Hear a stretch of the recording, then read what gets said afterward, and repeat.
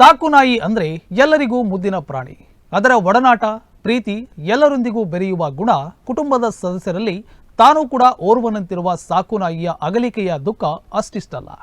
ಇದೀಗ ಭಟ್ಕಳದಲ್ಲೂ ಒಂದು ಕುಟುಂಬ ಅಗಲಿದ ತಮ್ಮ ಸಾಕು ನಾಯಿಯ ಅಂತ್ಯ ಸಂಸ್ಕಾರವನ್ನ ವಿಧಿವತ್ತಾಗಿ ನೆರವೇರಿಸಿದ ಅಪರೂಪದ ಘಟನೆ ನಡೆದಿದೆ.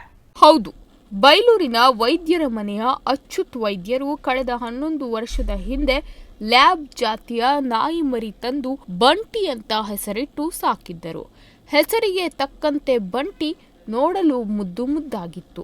11 ವರ್ಷದಿಂದ ಕುಟುಂಬದೊಂದಿಗೆ ಬೆರೆತಿತ್ತು. ಬಂಧು ಬಳಗ ಮನೆಗೆ ಬಂದ್ರೆ ಅವರನ್ನ ಗುರುತಿಸಿ ಪ್ರೀತಿ ತೋರಿಸುತ್ತಿತ್ತು. ಮನೆಯವರು ಹೊರಗೆ ಹೊರಟರೆ ಮಕ್ಕಳಂತೆ ಬೆನ್ನು ಹತ್ತುತ್ತಿತ್ತು. ಬೈಕ್ ಮೇಲೆ ಕುಳಿತು ಎಲ್ಲೆಂದರಲ್ಲಿ ಸುತ್ತಾಡುತ್ತಿತ್ತು.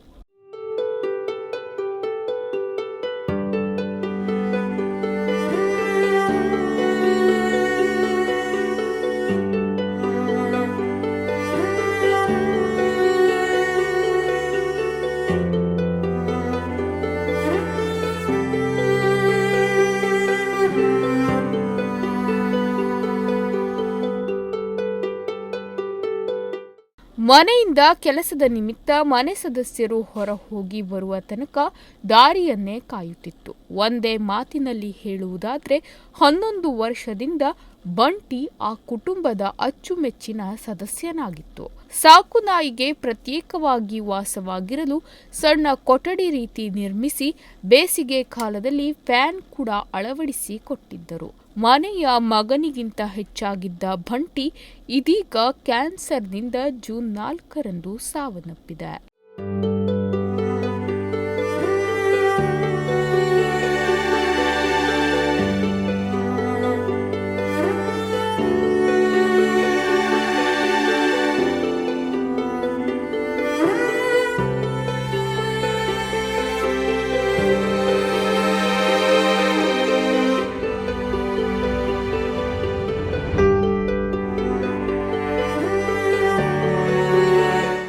ಬಂಟಿಯ ಈ ಸಾವು ಕುಟುಂಬಸ್ಥರಲ್ಲಿ ಕಣ್ಣೀರ ಕೋಡಿ ಹರಿಯುವಂತೆ ಮಾಡಿದೆ.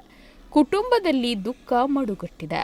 ಮೃತ ಬಂಟಿ ದೇಹದ ಮುಂದೆ ಕುಳಿತ ಹಿರಿಯರು, ಮಕ್ಕಳು ಬಿಕ್ಕಿ ಬಿಕ್ಕಿ ಅತ್ತಿದ್ದಾರೆ.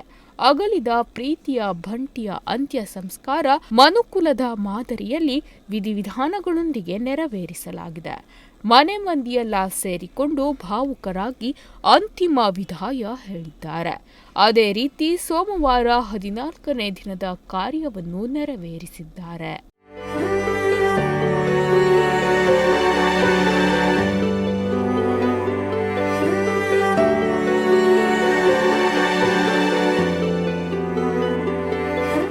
ಉದಯ್ ನಾಯ್ಕ್, ನುಡಿಸಿರಿ ನ್ಯೂಸ್, ಭಟ್ಕಳ.